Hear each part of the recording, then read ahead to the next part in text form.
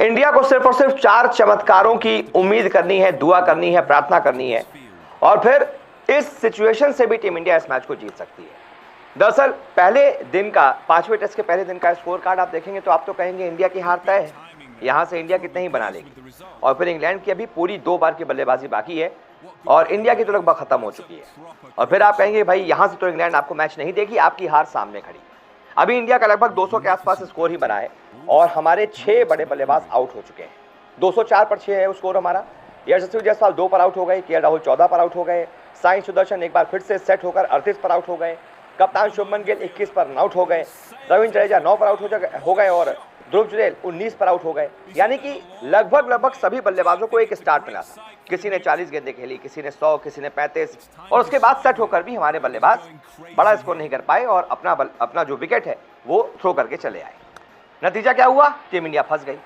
वो तो गनीमत हो, करुण नायर और वॉशिंगटन सुंदर अभी भी क्रीज पर खड़े हैं और लगभग 50 रनों की पार्टनरशिप कर चुके हैं। नहीं तो इंडिया के तो 150 के आसपास 6 विकेट हो गए थे और ऐसा लग रहा था कि ये लोग तो 180, 190, 200 पर निपट जाएंगे, लेकिन अभी हमारा स्कोर 204 पर है, 6 विकेट। तो पहला चमत्कार जो हमें करना है, जिसके हमें प्रार्थना करनी है, वो है कि यहां से हमारे बल्लेबाज 350 या 400 के आसपास का स्कोर कर दें। हालांकि ये चमत्कार ही है कि 200 पर हमारे 6 विकेट गिर चुके हैं और यहां से हम 350, 400 कर दें, लेकिन भाई चमत्कार है तो नमस्कार है और चमत्कार है तो ऐसा ही कुछ करना भी पड़ेगा।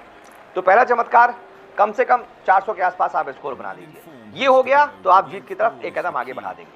फिर दूसरा चमत्कार, इंग्लैंड को पहली पारी में 300 के आसपास ऑल आउट करके 100 रन की कम से कम आपको लीड लेनी पड़ेगी, क्योंकि आपको उसके बाद दूसरी पारी में जो बैटिंग करनी है, आपके पास ये पता है कि आपके पास जो बैटिंग है वो ऐसी है जो पहली पारी में इतना कम स्कोर पे आउट हो चुकी है। तो आपको पहले ही पारी के आधार पर, बोलर्स के आधार पर, क्योंकि विकेट बोलर्स को फायदा कर रहा है, तो आपके बोलर्स को ये चमत्कार करना पड़ेगा कि इंग्लैंड जैसी मजबूत बैटिंग लाइनअप को आपको 300 के आसपास निपटाना पड़ेगा।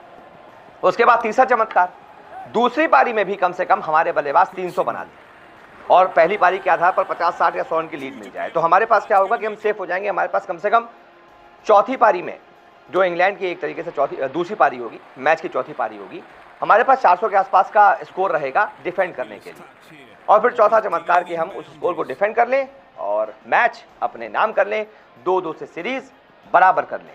तो ये जो 4 चमत्कार हैं, अगर ये हो गए तो टीम इंडिया की जीत तय है, इंग्लैंड की हार तय है।